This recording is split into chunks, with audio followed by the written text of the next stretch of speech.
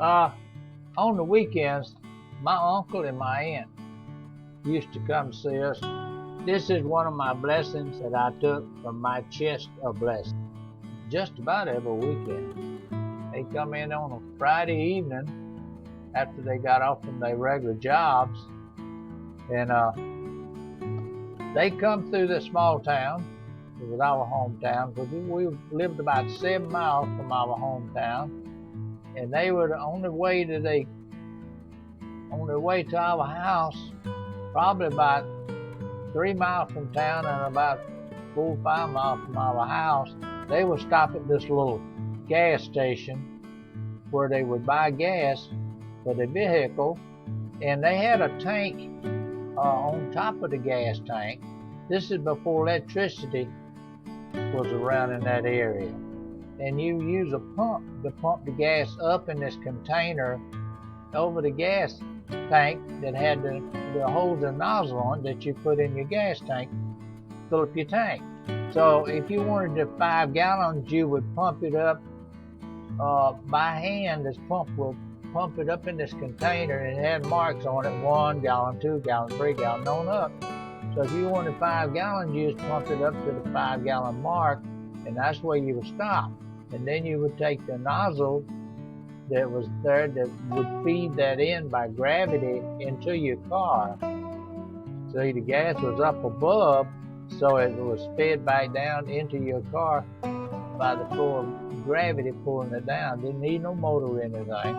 So they would buy the gas right there, and you get it for about 19 to 20 cents a gallon. How about that? This is back in about 1945 and 1946. And another thing they would do while they was at that station, they would buy like 25 cents worth of mixed up candy. And they would bring it to all us, my brothers and sisters, which there was like 5 or 6 of us at that point. 5. But anyway, they would bring that candy out there when they come to see us. And I always had memories about that gas station, because we used to stop there when we went to town. We stopped in there on the way back home. And if we needed any extra ice, like it was in between when the Iceman usually run, he run 3 times a week, but sometimes we didn't have enough ice to go from 2 days to 3 days, or whatever it might wind up being, 3 days a week. So Daddy would buy a piece of ice if we was over that way that time of the week. And this looked like about a 50-pound block of ice that I was telling you about. He would put it in the back of the pickup. We had an old Model A pickup. It was about 1930 something. And me and my brother, we always had to ride in the back.